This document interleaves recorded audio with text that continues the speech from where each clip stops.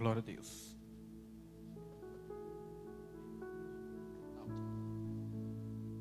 Glória a Deus. Som, teste, glória a Deus. Amém, irmãos? Cumprimento a igreja com a paz do Senhor nessa manhã abençoada. E quero convidar os irmãos a se colocarem de pé.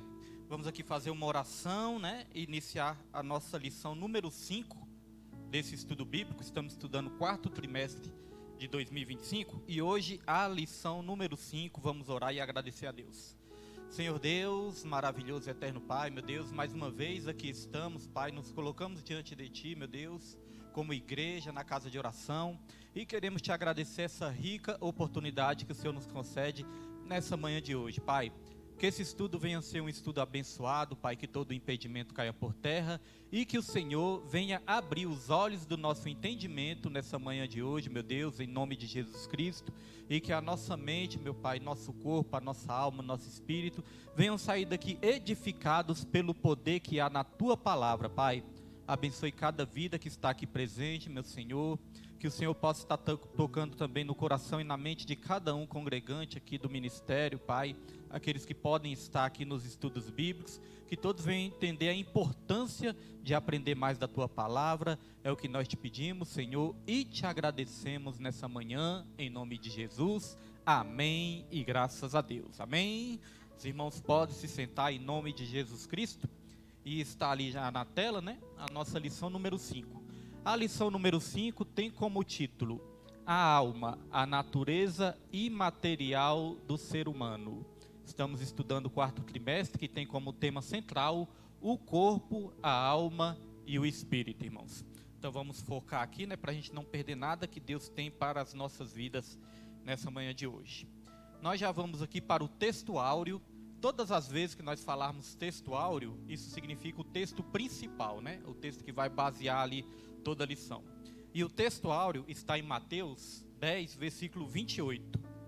E é um versículo muito forte, Esse versículo realmente é daqueles versículos que provoca até um temor no nosso coração.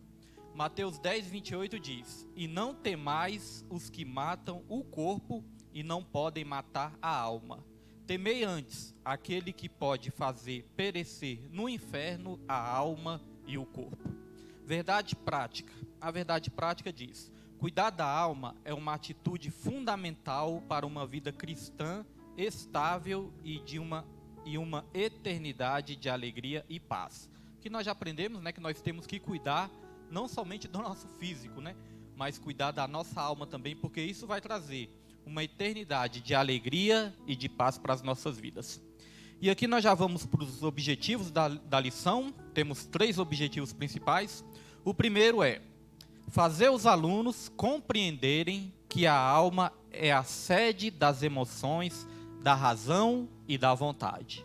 Quem gosta de anotar, para aprender melhor, já pode anotar isso aí, Quando perguntarem o que é a alma, uma maneira simples, uma maneira fácil de responder: a alma é onde está sediada as nossas emoções, a nossa razão e a nossa vontade. Ou seja, aquilo que nós sentimos, a nossa inteligência, o nosso raciocínio, e também a nossa vontade, As vontades que nós temos estão todas sediadas, não é no espírito, irmã Natália, é na alma que estão sediadas as nossas vontades.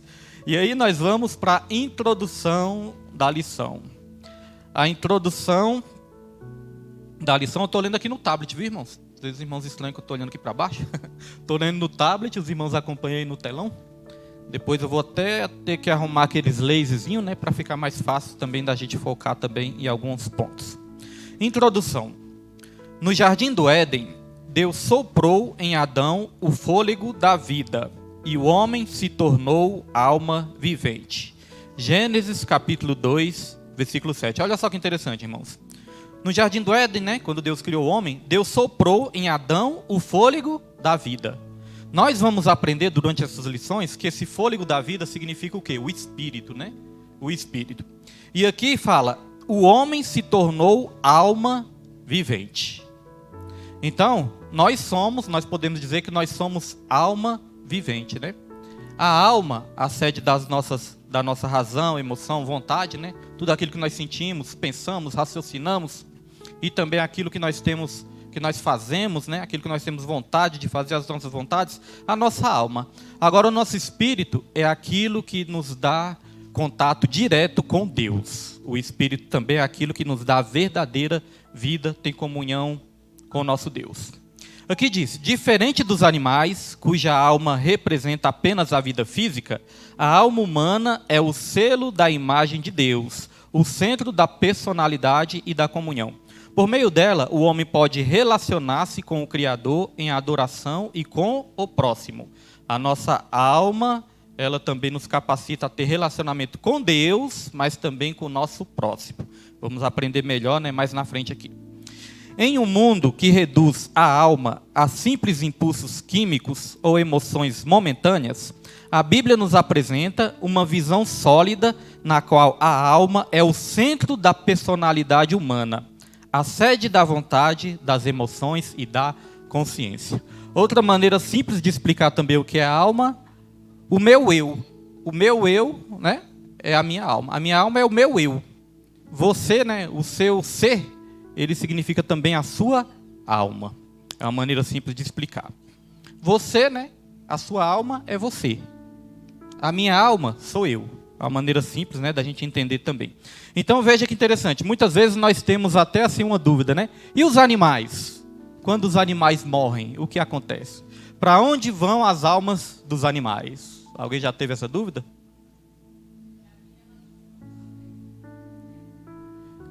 Nós vamos aprender que ela nem sobe nem desce.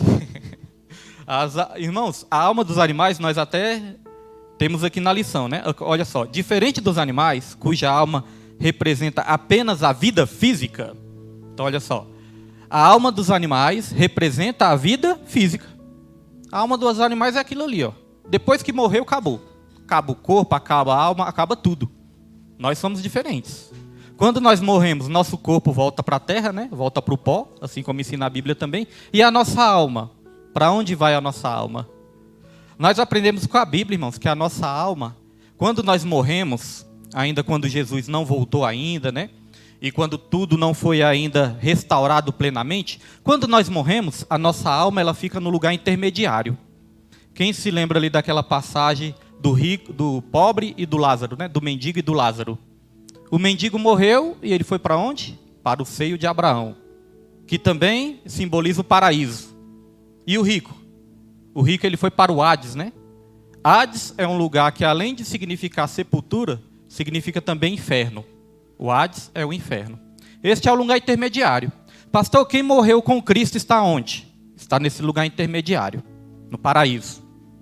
O ladrão da cruz, né, chegou para Jesus. O Senhor pode se lembrar de mim quando estiver no paraíso? Jesus falou, pois eu te digo, hoje mesmo tu estarás comigo no paraíso, né? Então, a alma de quem morre com Cristo está no paraíso, no lugar intermediário. E a alma de quem morre sem Cristo está no Hades, no inferno. Felizmente, né? Aí, quando Jesus voltar, ele ressuscitar, né, quem morreu, quando ele arrebatar a sua igreja, e quando Jesus estabelecer definitivamente o seu reino, porque o reino dos céus não vai ser nos céus. O reino dos céus vai ser na nova terra. A Bíblia fala, nós aguardamos novos céus e nova terra, aonde habita a justiça. Então, quando todas as coisas serem restauradas, irmãos, aí o nosso corpo, a nossa alma, o nosso espírito serão restaurados definitivamente também. E aquelas almas que estão no inferno, o que vai acontecer? A Bíblia fala que a morte e o inferno serão lançados no lago de fogo, né? Serão lançados no lago de fogo. Então veja que nem o inferno é o destino final de quem morreu com Deus, não. Até o inferno ele vai ser lançado num lugar pior, lago de fogo. E quem está no paraíso, irmãos, aqueles que morreram primeiro, né, em Cristo Jesus, ressuscitarão. Os que estiverem vivos serão arrebatados para encontrar com o Senhor nos ares. Aí vai ter vários eventos que nós não vamos falar aqui para não estender muito, né? Guerra do Armagedon, vários eventos vão ocorrer. O diabo vai ser preso, depois vai ser solto, depois ele vai ser definitivamente eliminado. E aí Jesus ele vai voltar com a sua igreja para estabelecer o reino eterno. E nesse reino eterno é onde as almas que estavam no paraíso também vão se juntar com o seu corpo, com o seu espírito, e todos vão reinar com Cristo. Lago de fogo já era. Lago de fogo já era.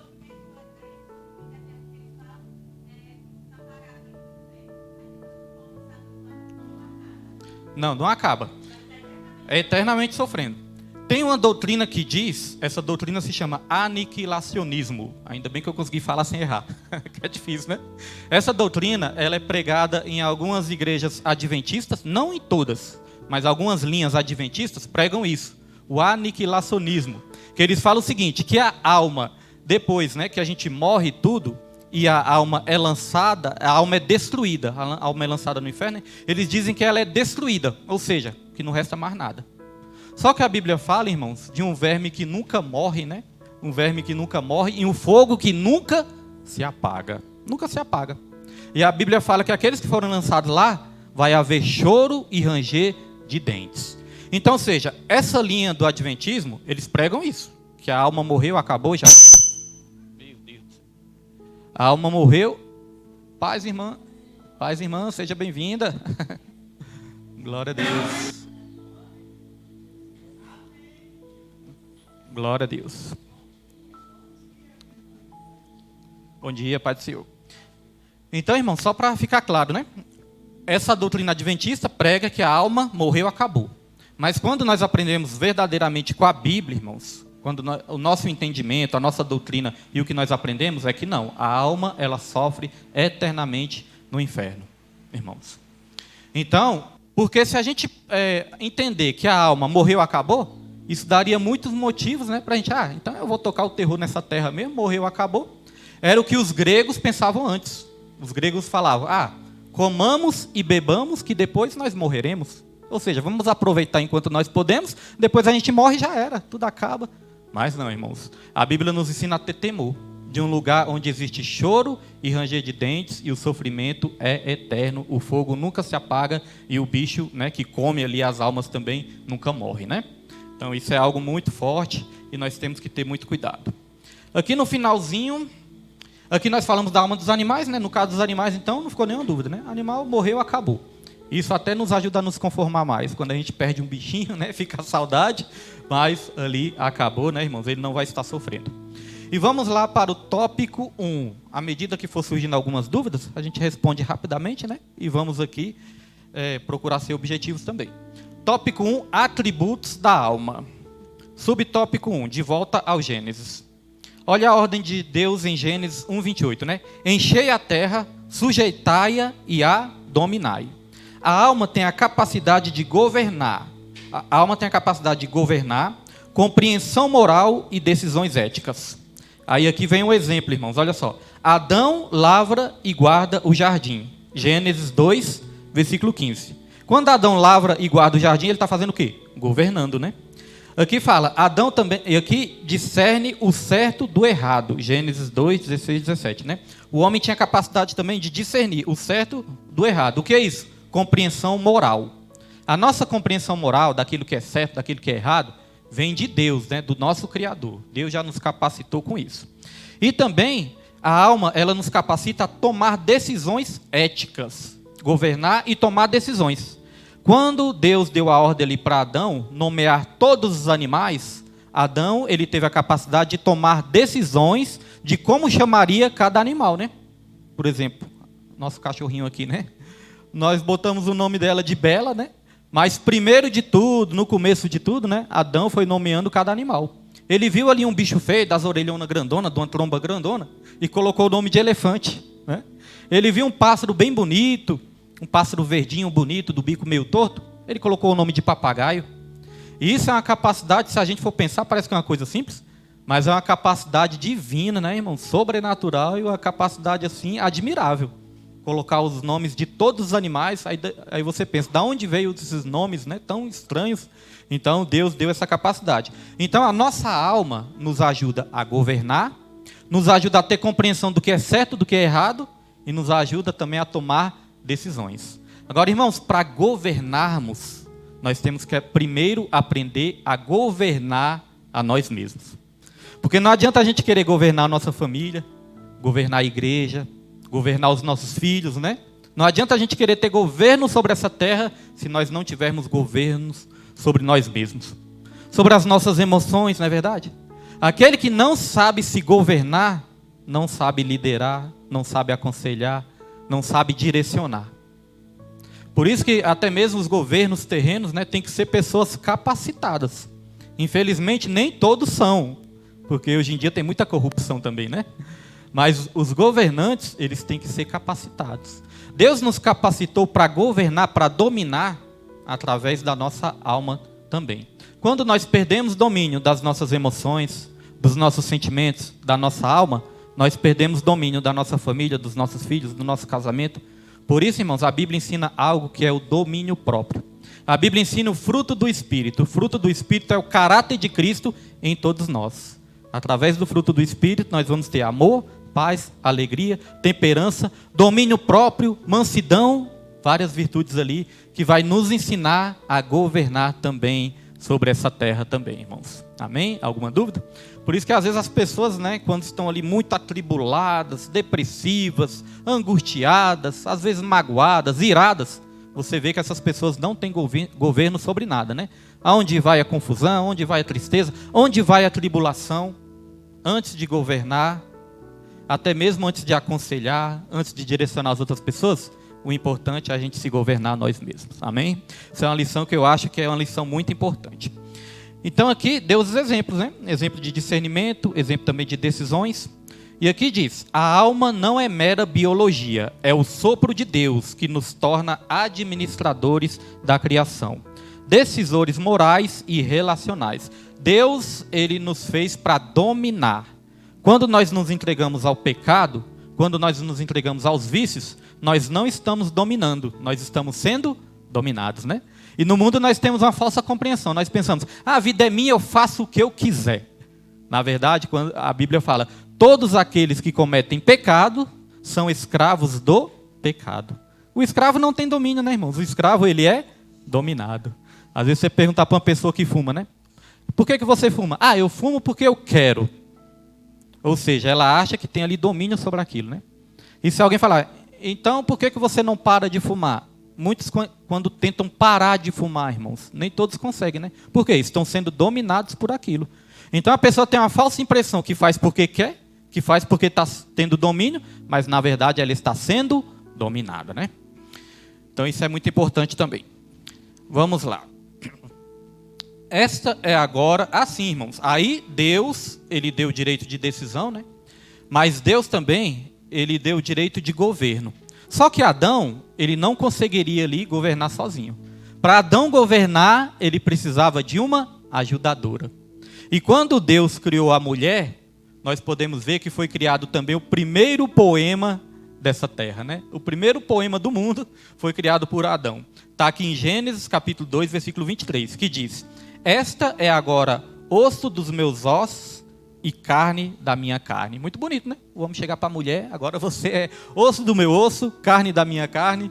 O primeiro poema, a primeira poema, né? O poema que foi ali criado do homem para com a mulher, do marido com a esposa, né? E aí, apesar que tem poucos varões aqui, né? Mas aí fica a pergunta, como estão, né? Como estão os nossos poemas para as nossas esposas, irmãos? Como estão os nossos poemas? Isso aqui é primeiramente para mim, né? Porque eu não sou muito bom de poema, não. E às vezes, né? Na hora do nervoso, fala, mulher, a gente faz é brigar, discutir. Então, irmãos, nós vemos que Deus criou o homem e juntamente com o homem essa capacidade também de elogiar, amar e dar carinho para sua esposa também. Isso vem se perdendo por quê? Por causa do pecado, né? Pecado neste mundo, isso vem se perdendo também. Então aqui no finalzinho fala, talvez este seja o primeiro poema de amor da humanidade, né? Aqui botou talvez, mas nós vemos que foi o primeiro poema verdadeiramente. Vamos lá, subtópico 2, entre o espírito e o corpo. A alma é a personalidade do homem. Outra maneira de entender o que é a alma. Ela é a nossa personalidade, como eu disse no começo. Aquilo que eu sou, né? Eu sou, a minha alma é aquilo que eu sou. Aquilo que você é a sua alma também. A alma é a personalidade do homem, o eu. Servindo como ponte entre o espírito e o corpo. Isso é importante também, ó. A alma, você entenda a alma como uma ponte. Uma ponte entre o espírito e o corpo. Ou seja, o nosso espírito, ele recebe de Deus e através da nossa alma nós manifestamos aquilo que nós recebemos de Deus. Quando você sente a presença de Deus, não vem uma vontade de você adorar? Não vem uma vontade de você chorar? Não vem a vontade de você glorificar? Então a alma faz essa ponte entre o homem e Deus, e faz essa ponte também entre o homem e o seu exterior. Quando nós temos vontade mesmo, que nós sentimos no nosso coração, e nós temos vontade de dar glória, aí nós fazemos o quê? Abrimos a nossa boca. Então veja que o espírito, a alma e o corpo, eles estão envolvidos em quê, irmãos? Estão envolvidos na adoração.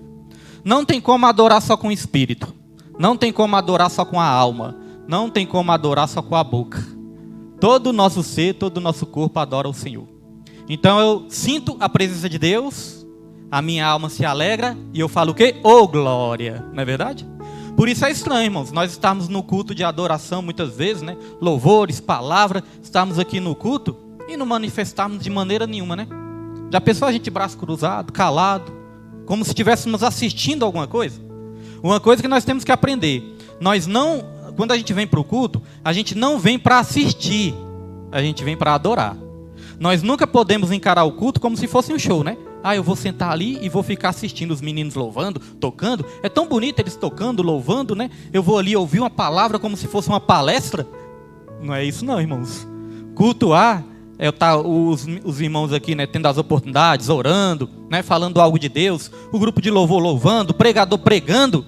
E nós aí, ó, não é estáticos não. Nós vamos estar aí adorando, dando glória, agradecendo a Deus, né, chorando, se expressando também com o nosso corpo. Isso é adorar o Senhor. Certa vez eu dei exemplo para os irmãos, né? Dei um exemplo que uma vez eu cheguei na igreja, eu estava bem assim, um pouco atribulado, né? Estava triste, meio angustiado assim. E eu cheguei na igreja, irmão, sentei ali na cadeira, o culto estava uma bênção de Deus, os louvores, era até uma festa, né? Era um congresso. E congresso nós sabemos que é um culto assim até mais avivado, né? Com mais pessoas. Então eu estava ali, mas eu estava meio angustiado. E eu estava com minhas pernas e meus braços cruzados. Estava sentado com as pernas e com os braços cruzados, irmãos. E estava ali angustiado, e os pessoal dando glória e eu sem sentir nada. Aí eu falei para Deus, Deus, o que está acontecendo comigo? Estou aqui seco, estou aqui duro, estou sentindo nada, todo mundo dando glória aí. Falei com Deus, irmãos. Aí Deus, ele fez eu enxergar. Deus falou no meu coração, ele falou, olha só como você está. Aí quando eu observei o jeito que eu estava, irmão, estava de jeito assim. Os braços cruzados e com as pernas cruzadas. Aí Deus falou no meu coração, é assim que o diabo te quer. Você está como se você tivesse acorrentado. Suas mãos e seus pés acorrentados. Irmãos, na mesma hora eu liberei minhas mãos, liberei meus pés, levantei, dei glória a Deus, irmãos. Comecei a glorificar, me arrepiei todo, senti a presença de Deus e começou a sair lágrimas nos meus olhos, irmãos. Então é assim que o diabo ele quer. Ele quer as vidas, ó, como se estivesse acorrentado. Braço cruzado, sem dar glória. Às vezes observando os defeitos, né, da igreja, ou dos irmãos, ou do pregador, ou dos levitas, ou de quem está aqui na frente. Mas, irmãos, nós não estamos aqui para observar o exterior. Nós estamos aqui para elevar os nossos corações a Deus, agradecer a Ele e dar glória ao Senhor. Minha avó, ela podia ir para um culto que tinha 2, 3 pessoas, irmãos. Ela podia ir para esse culto. Minha avó, ela já entrava na igreja chorando. Já entrava chorando. Eu olhava para ela e falava, o que minha avó tem, moço? Mas ela já entrava chorando porque ela já sentia o ambiente de adoração. E quando ela saía da igreja, eu fazia questão de perguntar, vó, o culto foi bom, vó? Ela falava, todo culto é bom. Irmãos, não importa se tinha pregador de fora, se era pregador de dentro, se tinha pouca gente, muita gente, mas ela já estava num estado assim tão aquebrantado, que todo culto ela sentia a presença de Deus. Às vezes nós podemos até falar, o culto foi frio. Aí eu faço a pergunta, será que o culto que foi frio, ou será que eu que estou frio? Porque nós somos como brasas. E as brasas, quando estão juntas umas das outras, têm o poder de quê? De incendiar umas das outras. Então, se todos nós ficarmos nesse estado, né, de frieza dentro da igreja, isso vai acabar também trazendo um ambiente frio. E ali isso vai atingir também quem está na frente, quem está do lado, porque um tem o papel de contagiar os outros. Então vamos pedir isso para Deus, né? Pedir para que Deus nos aquebrante cada vez mais, para que a gente sinta cada vez mais a presença de Deus também nos cultos. Então a alma é a personalidade do homem, né? E aqui vem os atributos principais. Emoção, já falamos, né? Que tem a ver com sentimentos também. Razão, que é o intelecto, que é também a nossa inteligência. E volição, que quer dizer também vontade. A alma se comunica com Deus pelo Espírito, elevando louvores e orações. Salmo 103, versículo 1. Outra coisa aqui, irmãos, os irmãos não reparem não, que nós não vamos ficar colocando a Bíblia no telão. Por quê? Porque aqui nesses slides já tem vários versículos. Se vocês forem observar aí, ó, vários versículos ali nos slides, né? Várias referências. Então quem quiser pode anotar. E em casa, na revista, vocês podem ler todos esses versículos para entender melhor. Talvez você saia daqui com alguma dúvida, não entendi aquilo que o pastor falou. Aí você vai chegar, vai ler a sua revista e ler os versículos também, e aí você vai entender com perfeição. Então aqui diz, a alma se comunica com Deus pelo Espírito, elevando louvores e orações. Salmo 103, versículo 1, fala disso, de adoração a Deus, né? Bendiga a minha alma ao Senhor. E aqui continua. E também ela se comunica, né, com o mundo pelo corpo através dos sentidos. Tato, visão, audição, olfato e paladar. Então veja que a nossa alma é como se fosse um intermediário. Faz um intermédio entre o espírito e entre também aquilo que nós sentimos, aquilo que nós ouvimos, aquilo que nós falamos também. A alma é o nosso intermediário. E aqui tem uma passagem interessante. Lucas capítulo 1, versículo 46 e 47. Aqui está falando de Maria. Aqui nós vamos ver todo o ser, né, envolvido em adoração. Maria, ela falou assim, ó, a minha alma engrandece ao Senhor, e o meu espírito se alegra em Deus, meu Salvador. Pastor, aí eu vi a alma, né, que fala que a alma engrandece ao Senhor, e eu vi o espírito, que fala que o espírito se alegra no Salvador. Mas aonde está o corpo? Aqui o corpo, irmãos, está... Quando Maria, ela disse isso, né? Maria, ela falou, a minha alma, ela louvou a Deus e ela disse, a minha alma engrandece ao Senhor. Então, ela estava falando. E o meu espírito se alegra. Então, aí nós vemos o espírito se alegrando, a alma engrandecendo e a boca falando. Então, veja que todo o nosso ser tem que estar envolvido na adoração. Amém? Isso é importante. As mãos, né, quando a gente levanta as mãos, dá glória a Deus, né, quando a gente bate palmas, por isso que a gente gosta que a igreja também bata palmas, é para o Senhor sim, mas é também para avivar, né, para a gente estar avivado na presença do Senhor e adorando a Deus com o nosso corpo. Quando o jesuíno fala aqui, né, amém, irmãos, quer que os irmãos repitam bem alto? É para a gente adorar também, né, adorar com a nossa voz também, com o nosso corpo. Aqui continua, a alma magnifica o espírito. A alma magnifica, né? O espírito exulta e o corpo expressa por meio da voz. Tem uma passagem da Bíblia também que diz, abra sua boca e eu a encherei. Para nós sermos cheios, temos que dar glória ao Senhor. Esses atributos nos equipam para amar a Deus de todo o coração, emoção, entendimento e forças e volição, né? Que é vontade também. Deuteronômio 6,5 diz o seguinte, né? Que nós temos que amar a Deus com todas as nossas forças, com toda a nossa alma e com todo o nosso entendimento. Todo o nosso ser envolvido no amor a Deus. Até aqui tudo bem, irmãos? Até aqui tudo bem, né? Então vamos para o subtópico 3. A alma abatida.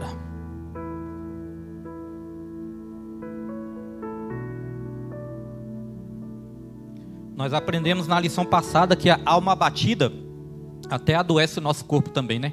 Enfraquece o nosso corpo. Aqui diz, a alma pode se abater em meio a aflições, mas também anseia pela presença de Deus, impulsionando-nos ao louvor. Então o que nós temos que aprender? Quando nós estivermos abatidos, nós temos que louvar a Deus, né? Não é ficar triste chorando pelos cantos, é adorar ao Senhor. É certo que nós adoramos muitas vezes também com lágrimas, né? Choramos na presença de Deus e Deus, Ele olha para os nossos corações. Aqui diz, por que está abatido a minha alma? E por que te perturbas em mim? Espera em Deus, pois ainda o louvarei.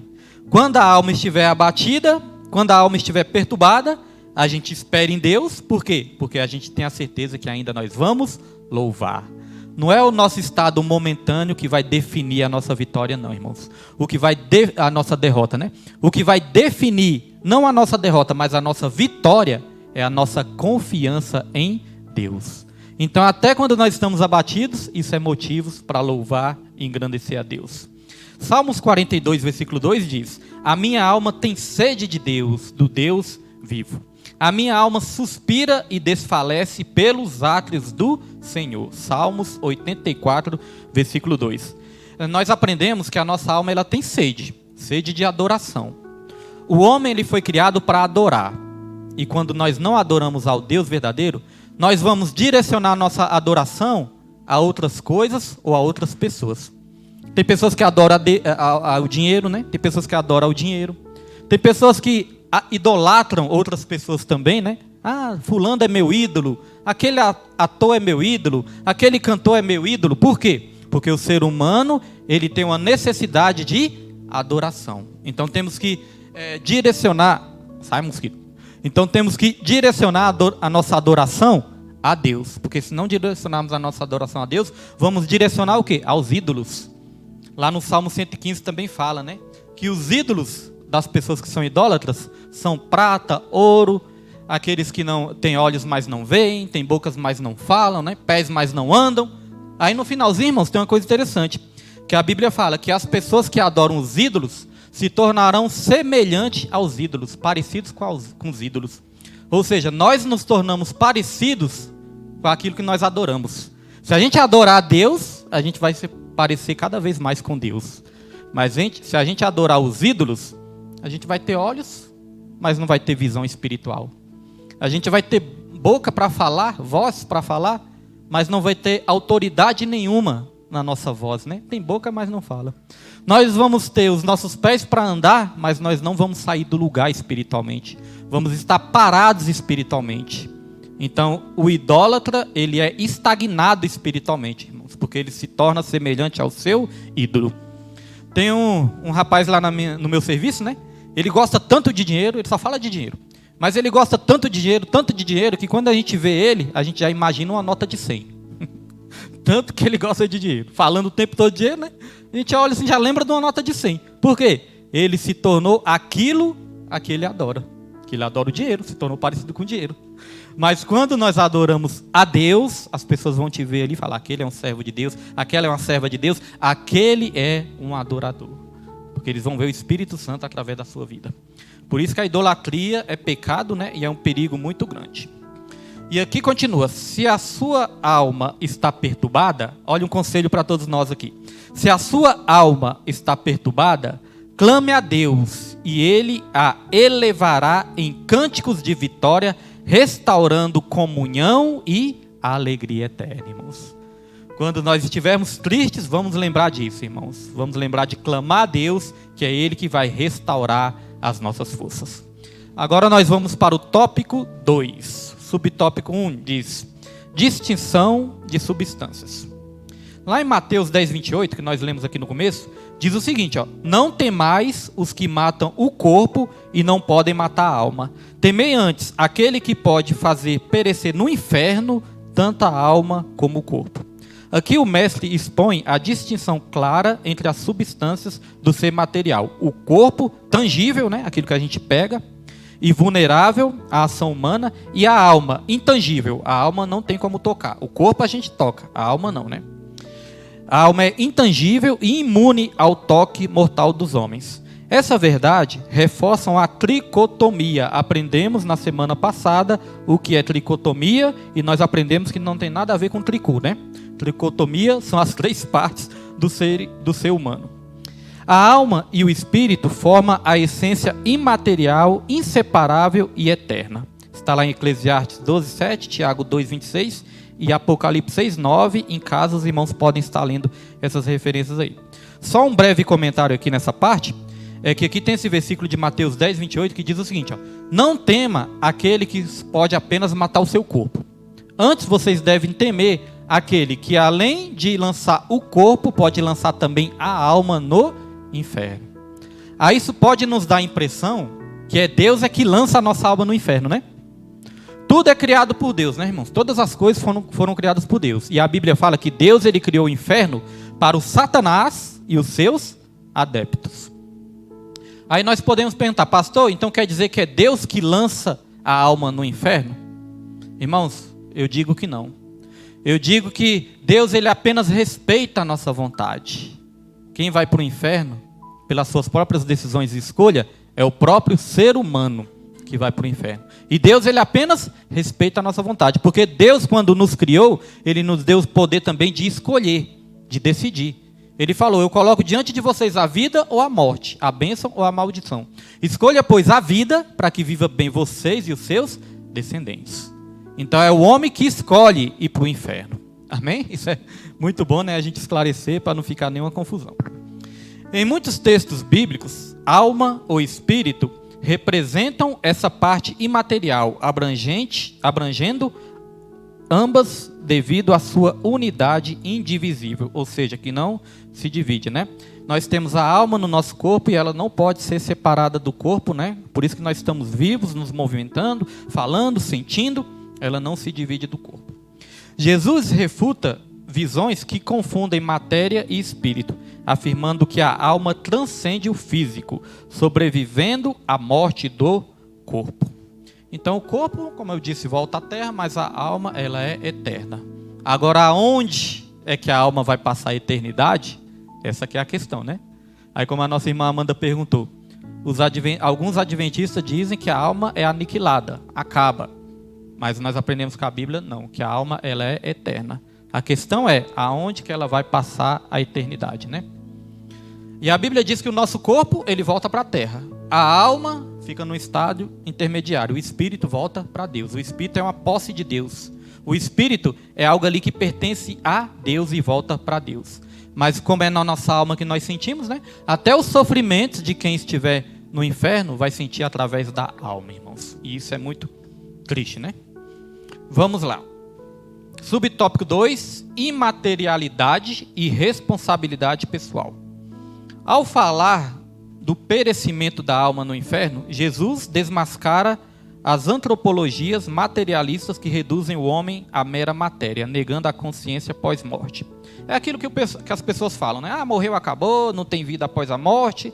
Então as pessoas muitas vezes vivem uma vida de qualquer jeito porque não acreditam que vão pagar, né, pelos seus atos na eternidade. Mas não é isso que a Bíblia ensina, não. Aqui diz: desde a antiguidade, ideologias como o marxismo moderno pregam que o mal é estrutural, culpando a sociedade e ignorando a pecaminosidade individual. Negam a responsabilidade moral, vendo pessoas como vítimas da sociedade e opressores, sem necessidade de arrependimento pessoal. Aqui só uma breve pausazinha. Aqui nós vamos falar de duas coisas que afetam o ser humano: vitimismo e materialismo. Decoraram, irmãos? Vitimismo e... Aí eu gosto. Materialismo. Nós vamos ver o perigo dessas duas coisas, do vitimismo e também do materialismo. Em Atos capítulo 2, versículo 38 e 3, versículo 19, diz: convertei-vos e cada um de vós seja batizado no nome de Jesus Cristo para a remissão dos vossos pecados. Toda ideologia que promete salvação através de sistemas sociais, políticos ou econômicos erra o alvo e desvia as almas da verdadeira salvação em Cristo. Então aqui vou fazer um resumo rapidamente sobre o vitimismo. Vitimismo o que é, irmãos? É falar que a pessoa muitas vezes se torna um bandido, se torna um pecador, a pessoa toca o terror. Muitas vezes é dito que a pessoa é o quê? Vítima da sociedade, ou seja, vítima do seu meio. E isso, irmãos, é algo que o homem inventou. Isso não é bíblico. Isso não é bíblico, isso é antibíblico. Porque nós não somos vítimas da sociedade.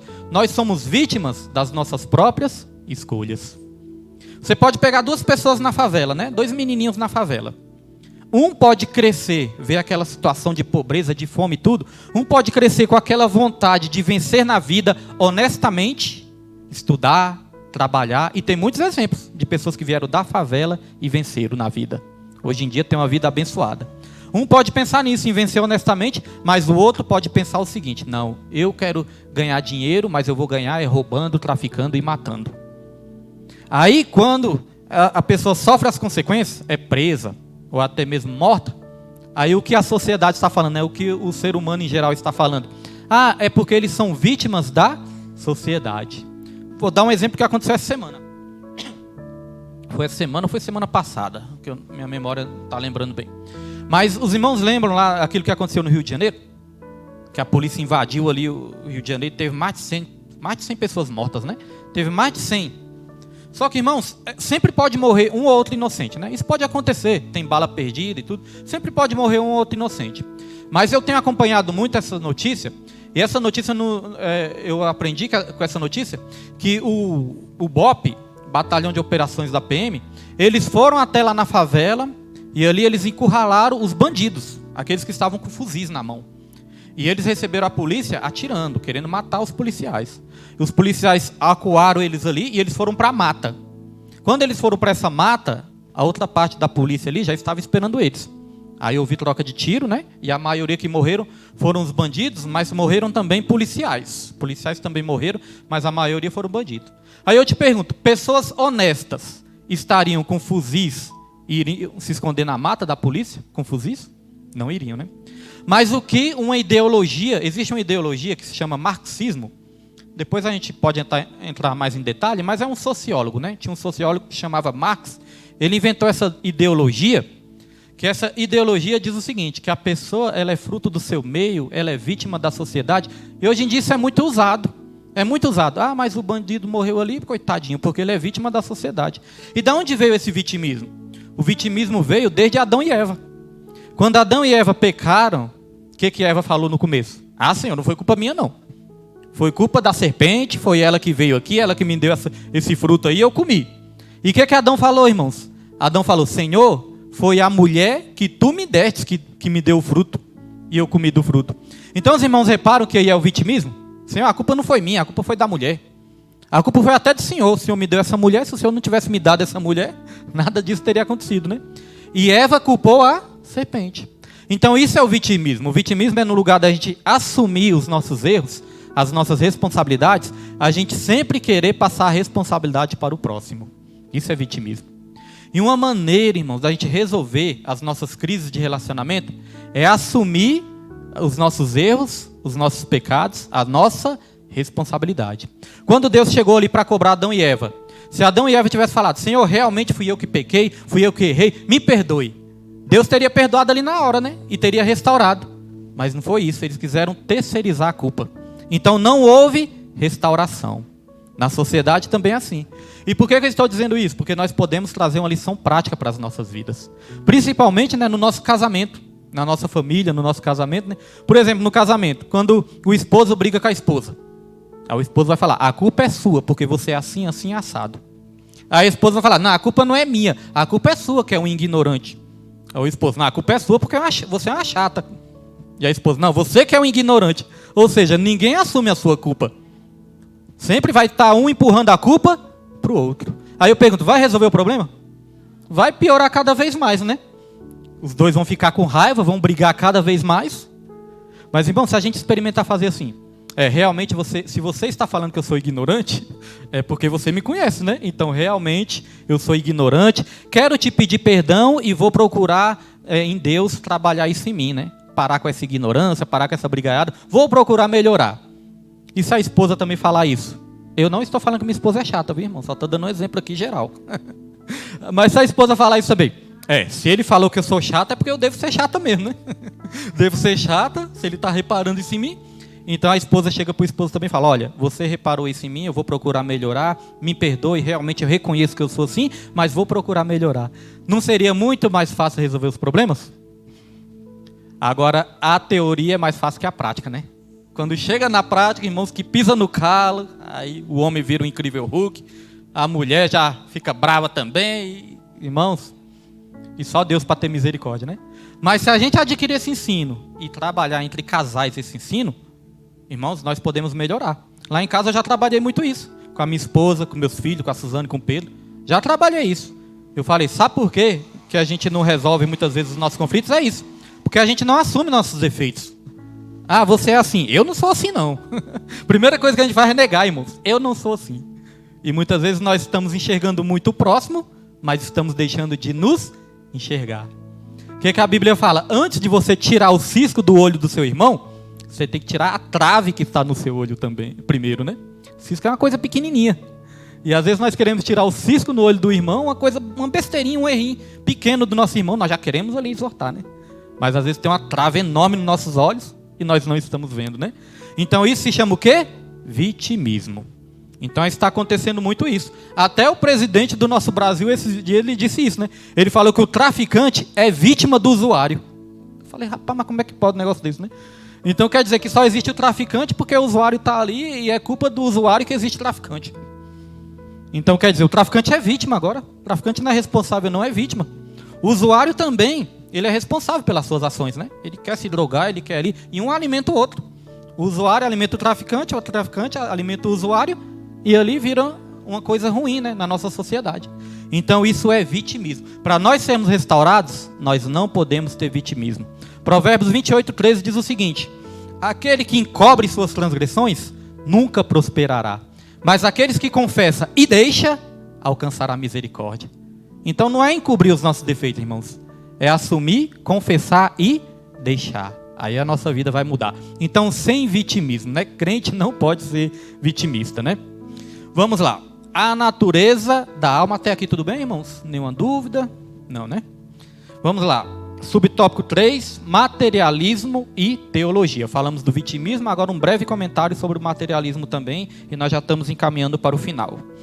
O materialismo não se limita à política, se infiltra também na teologia, influenciando correntes como a teologia da libertação no catolicismo e a teologia da missão integral no protestantismo. Ambas bebem de fontes marxistas, priorizando lutas sociais e classes, negando a pecaminosidade individual e reduzindo a missão da igreja a reformas terrenas. Correntes contemporâneas reinterpretam a Bíblia por lentes libertadoras, criando confusão espiritual e divisão. Elas conflitam com a sã doutrina que é essencial para a salvação da alma. O apóstolo Paulo adverte contra doutrinas que negam a santidade pessoal, chamando a fidelidade à palavra. O materialismo teológico é ateísmo prático, ignorando o pecado individual e a salvação pela cruz. Vou resumir de uma forma simples para não ficar complicado, né? Porque às vezes a gente lendo aqui pode ficar meio assim, mas eu vou resumir de uma forma simples. Aqui está falando do materialismo. O que é o materialismo? É o apego a essa terra, né? Apego a essa terra que é passageira. Apego às coisas materiais, às coisas visíveis, às coisas que se vê. O materialismo, ele prega o seguinte, ele prega que a solução para as nossas vidas, para as nossas dificuldades, está nessa terra aqui mesmo, está na política, né? Está na sociedade. Irmãos, e nós aprendemos com a Bíblia que a restauração perfeita do ser humano só está em Deus. Falamos aqui na lição passada, o ser humano quando pecou, eles pegaram ali uma folha de figueira e se tamparam com a folha de figueira. Só que a folha de figueira, ela secou, murchou, caiu, então não era a solução para o homem. A solução veio através de Deus. Deus matou ali um animal, pegou a pele do animal e cobriu a nudez do homem. Deus, ele estava mostrando, a solução não está em vocês, a solução está em mim. E só através de um sacrifício. O animal que foi morto ali foi um animal inocente. Pegaram a pele do animal inocente e tamparam a nudez do homem. Aquele animal já apontava para quem? Para Cristo. O animal era um inocente que morreu pelo culpado. Cristo, ele morreu por todos nós que somos culpados também. Cristo, ele foi sacrificado para tampar a nossa nudez, que significa o pecado da humanidade, irmãos. Então, por mais que o homem seja inteligente, crie tecnologias aí, o homem não é a solução. E aqui foi falado da teologia da libertação e também da missão integral. O que significa isso? São ensinos, né? Até da Igreja Católica também, a Igreja Católica ensina isso. São ensinos que dizem que através ali de uma união social, união ali entre as classes sociais, através ali da política, da organização do ser humano, é possível encontrar soluções para os nossos problemas. Veja que está limitando, né? Está limitando ao materialismo. Pode até ajudar um pouco, melhorar, né, na organização. Mas não é a solução para o ser humano, irmãos. Então essa teologia da libertação, ela é antibíblica. Porque a nossa verdadeira libertação está somente em Deus. Deus é que dá até sabedoria para os seres humanos, né, para o homem. Então não é só se organizar. E também a questão do marxismo prega muito a divisão de classes. Classes sociais, né? Negro contra branco, branco contra negro, pobre contra rico, né? Eles pregam essa divisão, eles pregam essas brigas. É por isso que o mundo está cada vez mais dividido. É por isso que o Brasil está cada vez mais dividido. Não é uma briga, irmãos? O Brasil, questão de política, não é uma briga doida? É esquerda contra direita, é rico contra pobre. Ah, os problemas são os ricos. Não, os problemas são os pobres. Os problemas são os negros. Aí são a luta de classes. Aí o Brasil, né, o mundo fica cada vez mais dividido e cada vez mais em guerra. Então isso são ensinos o quê? Satânicos. Não são ensinos bíblicos, são ensinos satânicos. Deus, ele sempre pregou o quê? A unidade. A união. Ó quão bom e agradável que todos vivam em união. Não está falando assim, ó quão bom e agradável que todos sejam iguais. Iguaizinhos, todo mundo certinho, todo mundo bonitinho. Não, irmãos. Todos nós somos diferentes. Temos nossa personalidade, nossos temperamentos, nossos defeitos, nossas qualidades. Mas Deus, Ele falou, quão bom e que agradável é que todos vivam em união, mesmo com as suas diferenças. Essa é a vontade de Deus, irmãos. É a união, né? A unidade na diversidade. Somos vários, mas Deus quer que nós sejamos um em Cristo Jesus. Amém? Então é por isso que o mundo está cada vez pior, por causa das divisões. Então falamos do vitimismo e do materialismo. Nenhuma dúvida, né? Alguma dúvida? Não, né? Deu para entender. Vamos lá. Tópico 3, a alma renovada e submissa a Deus. Subtópico 1, edificação e saúde. Nós falamos de todos os problemas que nós podemos enfrentar na nossa alma, né? Agora nós vamos falar da solução. Como cuidar bem da nossa alma. Edificação e saúde. A alma necessita de cuidados constantes para manter a saúde espiritual, livrando-nos das ansiedades que assolam o mundo como uma praga global. Ansiedade é o mal do século. Mas as referências aqui de Filipenses 4:6 diz que nós não temos que andar ansiosos com nada, né? E 1 Pedro 5:7 fala, lançando sobre ele, né, todas as nossas ansiedades, porque é ele que tem cuidado de nós. Eu dei o meu exemplo, tem dia que eu acordo ansioso, tem dia que eu acordo preocupado. Aí quando eu acordo assim, irmãos, uma das primeiras coisas que eu faço é falar, Senhor, a tua palavra diz que eu posso lançar sobre o Senhor todas as minhas ansiedades. Parece até uma coisa assim, parece que às vezes eu penso assim, oxe, estou me sentindo meio folgado. Como é que eu estou cheio de problemas e vou lançar tudo para cima de Deus? Né? Como é que eu vou pegar meus problemas tudo e lançar para Deus? Mas a própria Bíblia manda fazer isso. 1 Pedro 5:7. Lance sobre ele todas as suas ansiedades, porque é ele que tem cuidado de vós. Amanheceu preocupado? Amanheceu ansioso? Ajoelhe e fala, Senhor, estou lançando sobre ti. Ó, toma aí, Senhor. Toma aí todas as minhas ansiedades, que eu não consigo resolver isso. Toma aí para o Senhor. E o Senhor pega todas aquelas ansiedades. Eu acredito, né? Eu posso conjecturar aqui, que Ele pega todas aquelas ansiedades, irmãos, joga no lixo e retribui para você paz, amor, alegria, ânimo e vigor na sua vida, irmãos. Eu quando faço essa oração, eu me sinto consolado e me sinto energizado para lidar com a minha vida. Aí eu lembrei até de Caldas Novas, né, irmão? Quando a gente ia lá em Caldas Novas. Caldas Novas tem aqueles animadores, né? Recreadores lá. Quando nós estamos na piscina, eles ficam fazendo exercício, aquelas coisas lá, alongamento. Aí tem os recreadores. Irmãos, pensa num povo animado. E eles trazem energia, alegria para nós, né? A gente faz exercício ali e eles trazem alegria, coisas boas. Eles começam a falar coisas boas e a gente se anima mesmo. É o poder da palavra. Ali não estão falando de religião. Eles não tocam em religião e nem nada. Eles falam sim de Deus também, né? Que Deus te abençoe. Mas eles trazem alegria só através de mensagens positivas. Aí tinha um recreador que falava assim, né? Eu não lembro como é que era a frase direito, né? Porque ele falava, receba as coisas boas, lança as coisas ruins. Você lembra como é que era? Mas ele falava para jogar fora, né? Todas as coisas ruins, jogue fora as coisas ruins e receba as coisas boas. Aí ele pedia todo mundo para repetir, né? Jogue as coisas ruins, receba as coisas boas. Todo mundo ficava repetindo. Irmãos, isso realmente trazia paz, trazia alegria, trazia força para as nossas vidas. O que isso quer dizer? O poder da palavra positiva. Se a pessoa acordar já dizendo, minha vida não presta, meu dia vai ser terrível, esse dia aí cheio de problemas. Irmãos, o dia vai ser uma tragédia. Mas se você acordar já falando assim, eu me deitei e eu me levantei e meu dia vai ser abençoado porque o Senhor é que me sustenta, o Senhor é que está comigo nesse dia. Te garanto que seu dia vai ser bem melhor. Então aqui também diz, a oração, como cuidar da alma, né? A oração é o bálsamo divino, o meio eficaz para lançar sobre Deus nossas preocupações. Recebendo em troca, olha o que você recebe em troca, a paz que excede todo o entendimento, guardando os nossos corações e mentes em Cristo Jesus. Essa paz nos guia no caminho da vontade de Deus, como um farol celestial. Está lá em Colossenses 3,15. Ou seja, além de nos dar paz, Ele vai nos dar direção para a gente enfrentar todos os problemas do dia, né? E aqui em Filipenses 4:8 é que diz que tudo que é verdadeiro, honesto, justo, puro, amável, de boa fama, tem que ser essas coisas que tem que ocupar os nossos pensamentos, irmãos.